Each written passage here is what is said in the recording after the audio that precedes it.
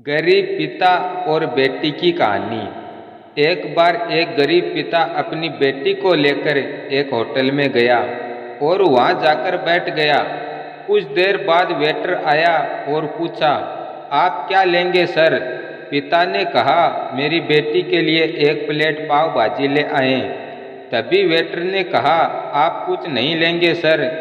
पिता ने कहा, मेरे लिए कुछ नहीं, आज मेरी बेटी के लिए पार्टी है। मैंने अपनी बेटी से वादा किया था कि वह पूरे जिले में टॉप करेगी तो उसे सबसे बड़े होटल में पाव भाजी खिलाऊंगा, इसलिए बस मेरी बेटी के लिए ले आए।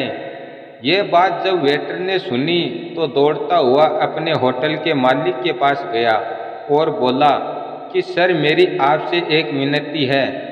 आज आप मेरी सैलरी में से पैसे काट लेना, लेकिन मैं चाहता हूँ वहाँ टेबल पर एक बच्ची बैठी है अपने पिता के साथ, उसके पिता को भी एक प्लेट पाव भाजी खिलाई जाए।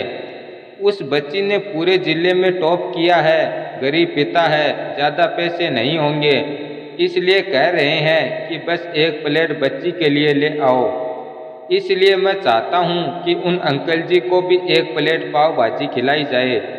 होटल के मालिक ने जब यह बात सुनी तो उन्होंने कहा कि तुम एक काम करो, पिता और बच्ची को भी खिलाओ और 2-4 प्लेट साथ में पैक कर देना और 2-4 मिठाइयों के डिब्बे भी साथ में दे देना और कहना कि आपकी बेटी ने पूरे जिले में टॉप किया है, इसलिए होटल की तरफ से आपकी बेटी के लिए पार्टी है।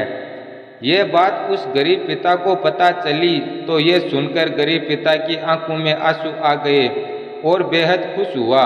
और कुछ सालों बाद वही लड़की कलेक्टर बनी और उसी होटल में आकर पूरे होटल स्टाफ को अपनी तरफ से पार्टी दी।